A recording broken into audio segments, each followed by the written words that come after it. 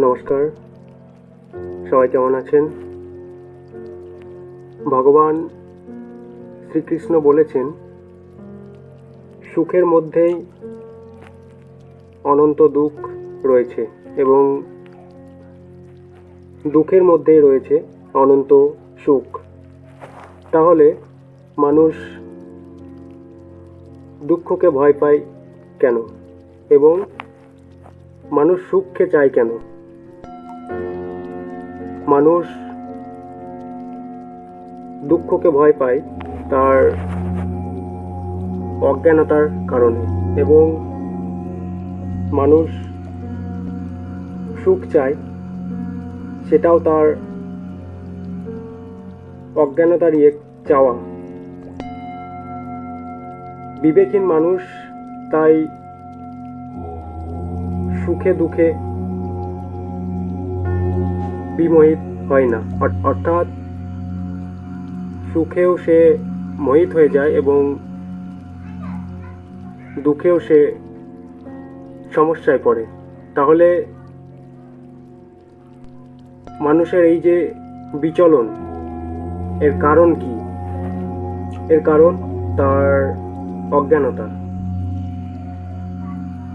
বিবেকহীন মানুষ বিচার করতে পারে না যে সুখ এবং দুঃখ দুটোই প্রকৃতির তরঙ্গ, এগুলো আসে এবং যায়, এগুলো অস্থায়ী, এগুলো পরিবর্তনশীল, এগুলো কখনোই সবসময় একই রকম থাকে না, এগুলো বদলায়।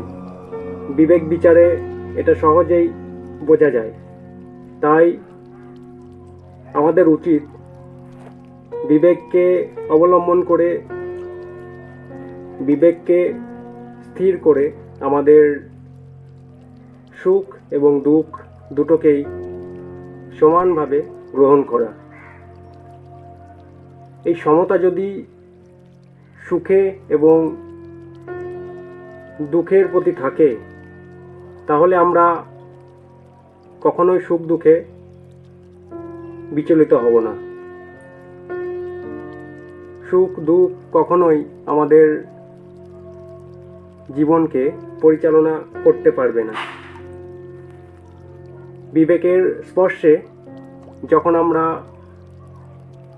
বিচার শুরু করব তখনই পরিষ্কার হবে কোনটা আত্মবস্তু, কোনটা অনাত্মবস্তু, কোনটা সঠিক, কোনটা ভুল।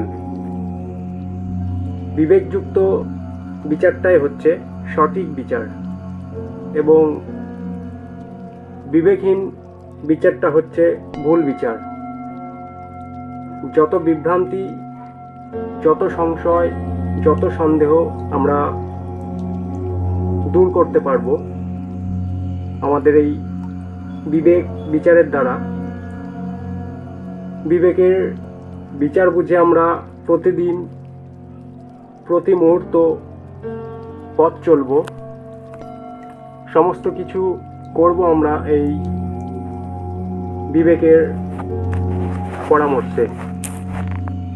আমরা যদি এইভাবে পথ চলি তাহলে সুখ এবং দুঃখ কোনোটাই আমাদের বিচলিত করতে পারবে না। আজকে আমরা ভিডিও এখানেই শেষ করছি। ভিডিও যদি ভালো লাগে অবশ্যই সাবস্ক্রাইব করবেন।